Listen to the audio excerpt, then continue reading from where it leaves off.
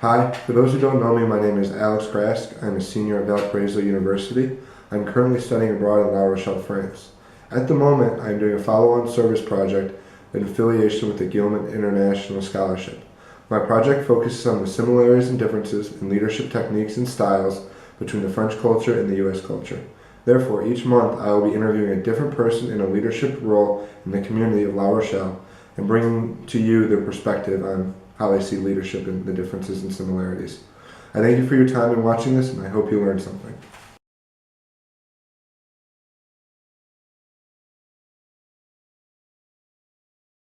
I'm Daniel Baudin. I'm French.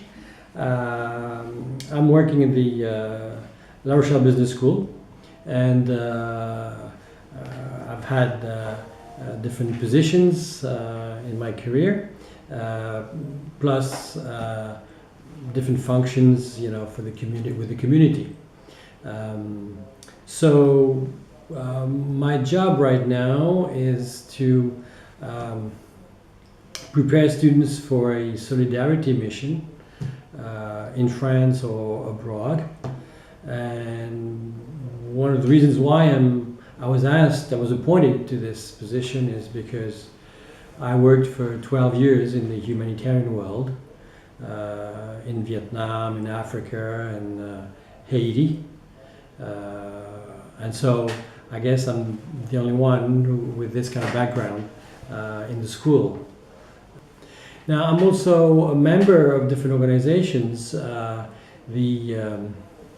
neighborhood committee, I would say. I'm just a member, but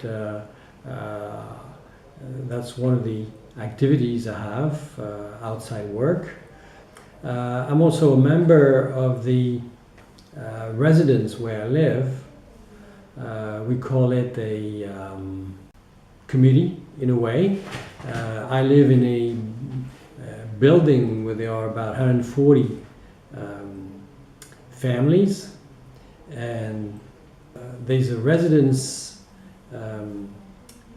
General Assembly that elects representatives. So I'm one of them.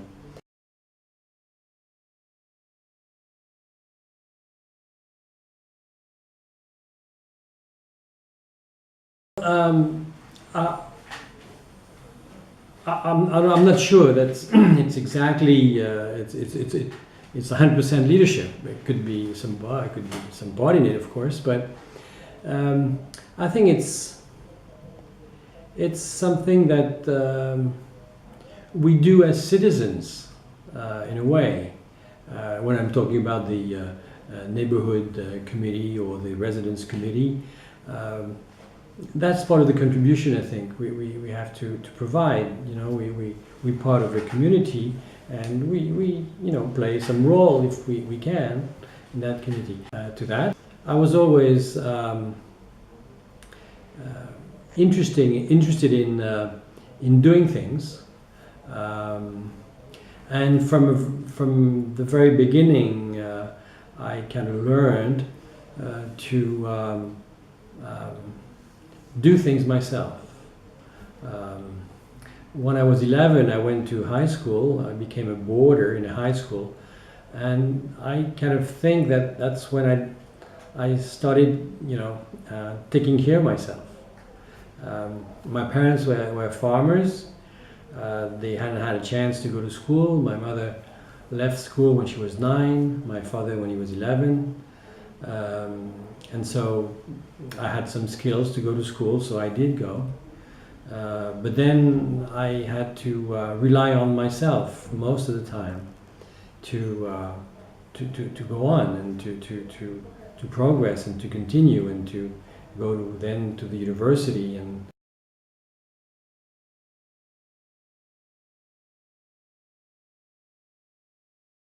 my position is, of course, I'm not part of that group for my own interest. I think that wouldn't be proper. I mean, I'm there because I feel that I'm still capable of acting in a meeting, and I feel that I represent the community, and especially older people.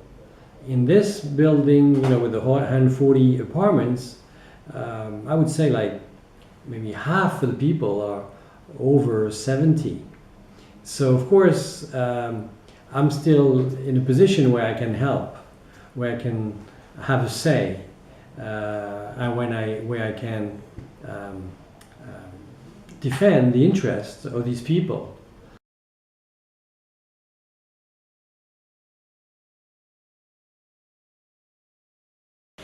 Well, there are definitely some challenges.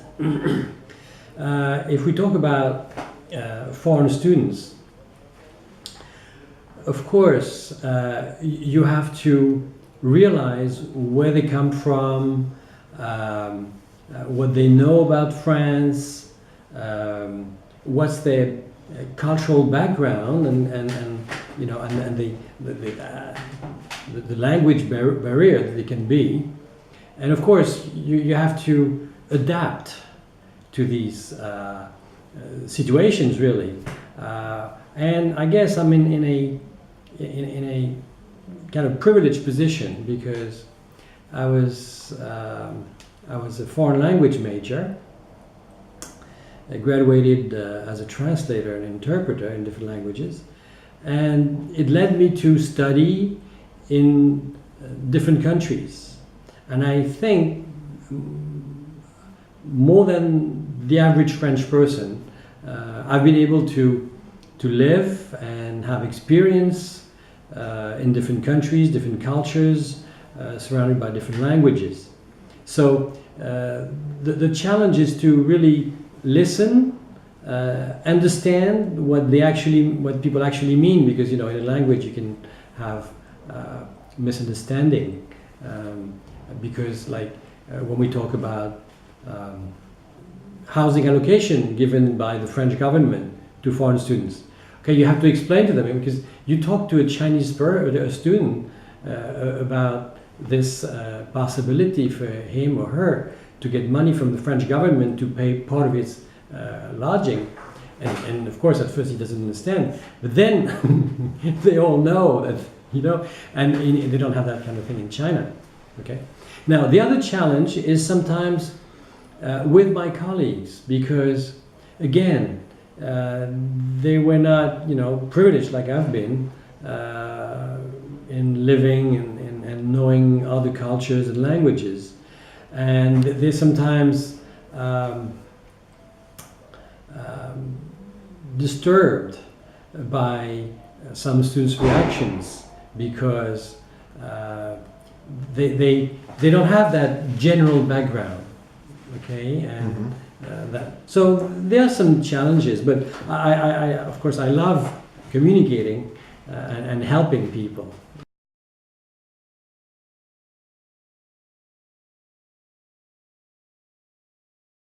Well, again,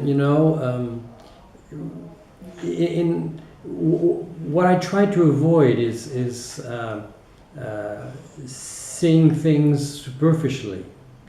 Okay, when you meet someone, of course, you take some time to know a little bit of each other, but then you have some references. Oh, I come from Thailand, I come from the US, I come from Mexico, and you see, one thing I've noticed over the years, when I speak French with my colleagues, I speak the way the French do.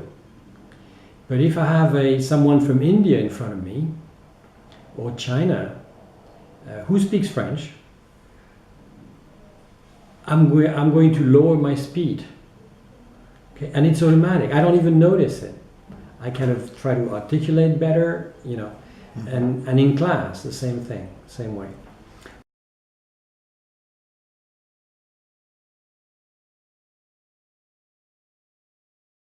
Well, in France, we don't talk very much about leadership.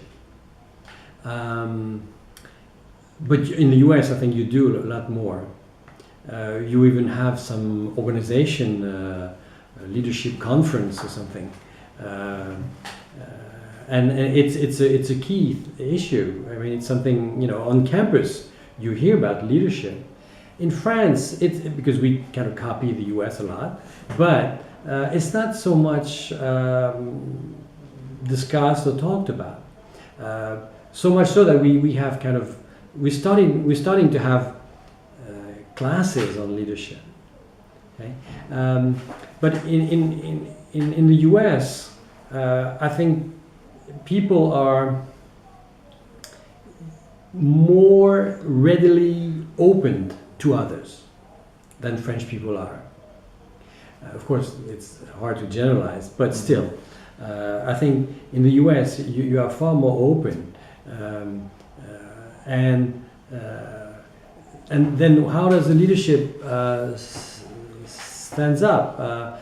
You're more direct when you talk, and people, you know, do give their opinion maybe more easily than they do in France, and they stand, you know, for their own values. And for instance, that people introduce themselves. Okay, even a teacher in the classroom for the first class can say, okay, my name is, I'm going to be teaching this and this and this, and my background is, I've done this, okay, and I do it too here in class, but my colleagues don't. You know, there's a human resources class. Okay, I'm your teacher. We're going to be saying this, this, and this, but he's not really, or she's not going to really talk about his or her background. So it's like it's more affirmative, I think, in the U.S. where that could also be show some evidence of a more natural leadership, maybe among people.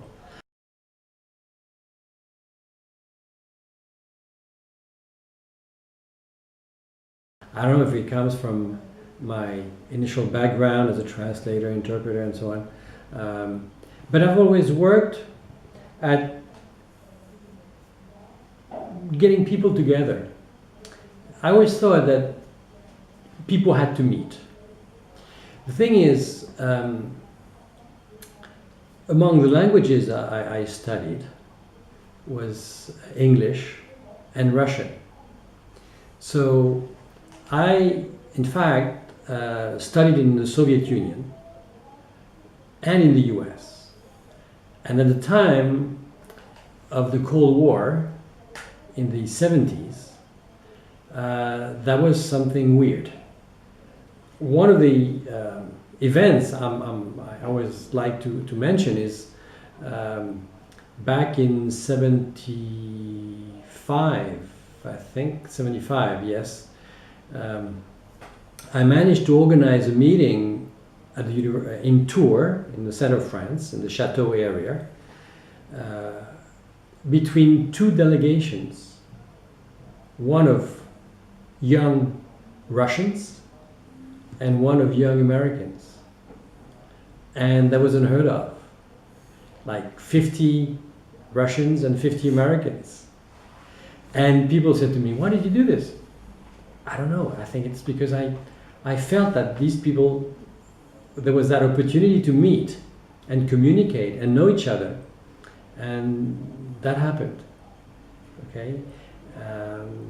I always tried to have people meet. And people came to my house on the farm. It's like a discovery of ancient times. You know, in my village, there was only one telephone when I was 15 years old. And anyway, so I had quite a few people come in, and I've been sharing my culture, my language, and with other people.